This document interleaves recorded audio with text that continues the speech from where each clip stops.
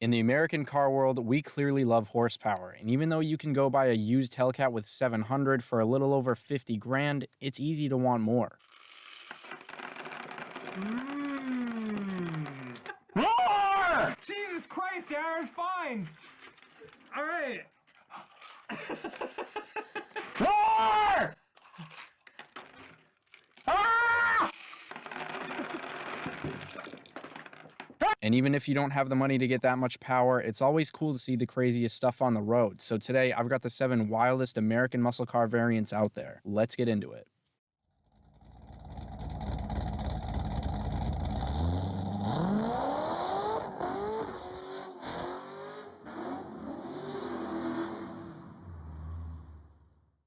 I should add that I wanted to keep these all street legal, so as much as I wanted to talk about the Drag Pack Challenger and Cobra Jet Mustang, I sadly can't add them, and I know that's probably disappointing for some of you.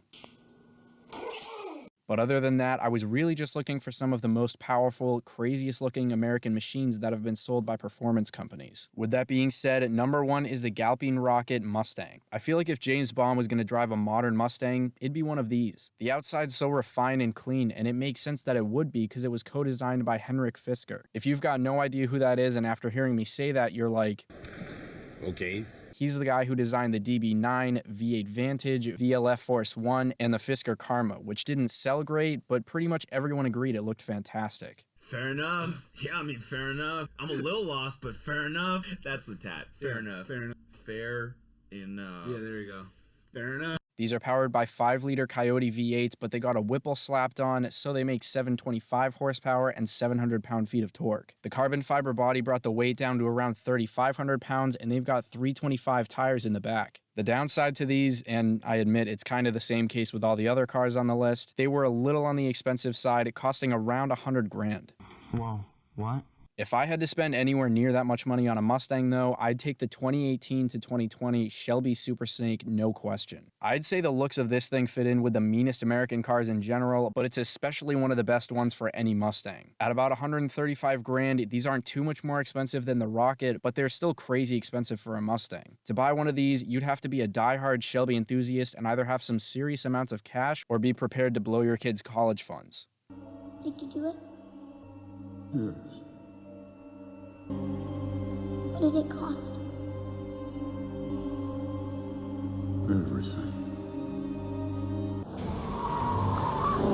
Moving past the high price tag though, the higher trim that costs $135K does give you 825 horsepower and 700 pound-feet of torque. Also, like I said, they are pants-shittingly mean looking. I know that's really not a saying that people use, but you know what I mean. They were also offered as convertibles, and the bold editions bring more color options that all look awesome. The third car on the list is the 2021 Yenko Camaro Stage 2. As I've said in other videos, I have to admit the new SS look has grown on me when they're done right. They usually need a minimum of a front splitter, but the hood on this Yenko works really well too. The only problem with the hood, and I have no clue why they did this, but it's fake. But why? Why would you do that? Why would you do any of that? The LT1, which is stroked up to 6.8 liters and supercharged, pumps out 1,050 horsepower and 900 pound-feet of torque. Priced around $70,000 for the Stage 2, that means they're cheaper and way more powerful than the last two cars. If you don't feel like you need over 1,000 horsepower though, they also sell a Stage 1 with 835 for $47K. Is this some sort of peasant joke that I'm too rich to understand? Only 50 of the 2021 Stage 2s will be made, but there's also plenty of other years and levels, so if you're really set on getting the Yenko name on your Camaro, you've got other options. The Yenko is pretty stock looking, so if it looked a little boring to you and you can't really get over the 2019 Camaro look, then the next car is the Trans Am Super Duty based on the 6th gen Camaros. Now that's a name I've not heard in a long time. A long time. Now maybe you'd assume this has the same 450 horsepower as its donor car. No way. We got you. Not a chance. It's actually got 1,000 horsepower and 1,100 pound-feet of torque. These were said to do a 2.30 to 60 and a 9.4 second quarter mile, both of which were done with racing slicks. It's also got T-tops, which is really badass because you can get the open air feel without having the convertible look, which is kind of ugly in my opinion. It also might be harder to store or travel with T-tops in a car, but it's a million times easier taking T-tops off yourself than it is taking off a single Targa top. You know, one of the last things you want to do with a roof panel is drop them on the car. That'll leave you with a pretty shitty feeling. I am going to commit suicide. The next car is for the Mopar people watching this, because I know so far there hasn't really been anything for you. Turns out it's hard finding companies making stuff out of Hellcats, but that's probably just because they're already so powerful. Also, this is a Hennessy build, and I tried to stay away from them for this list since they offer 1,000 horsepower packages for so many cars, but this one is something special. It's a triple-charged Challenger Hellcat. Yeah, meaning it's got a supercharger and 2 spoolie lads. A surprise, to be sure, but a welcome one. It makes over 1,000 horsepower and just under 1,000 pound-feet of torque. 0 to 60 takes only 2.7 seconds, and the quarter-mile time is just under 10 seconds. These were limited to only 12 units, and you can see why, because is it ever really necessary to have a supercharger and a turbocharger? No. I probably wouldn't have even added this to the list if it wasn't for the fact that it's so badass that they did it in the first place.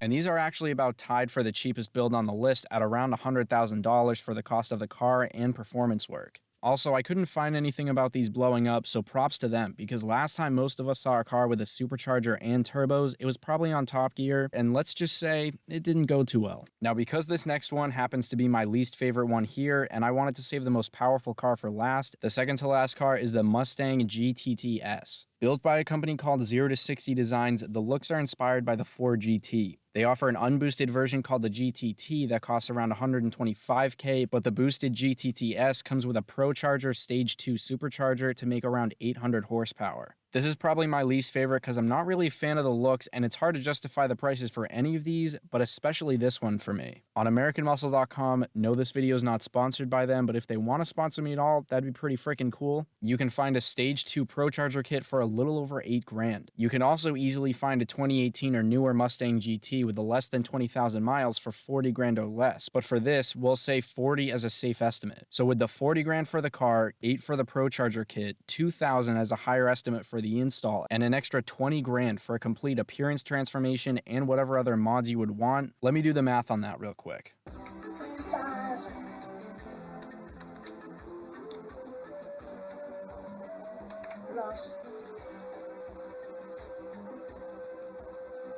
That'd be $70,000, which is less than half the price of this car, and the $70,000 can look exactly how you want. I just don't really understand this one, but then again, I don't have $100,000 to spend on a car. And for the final car, we have the Camaro Resurrection. I know I said earlier I try to stay away from the typical Hennessy builds, but after the amount of hype that the Exorcist got when it came out with 1,000 horsepower, how could I not talk about this thing? The engine in this isn't the LT4 you usually find in ZL1s. They actually replaced it with the LT5 engine from a C7 ZR1 that normally makes 750 horsepower. Then they upgraded almost every part, so it now makes 1,200 brake horsepower.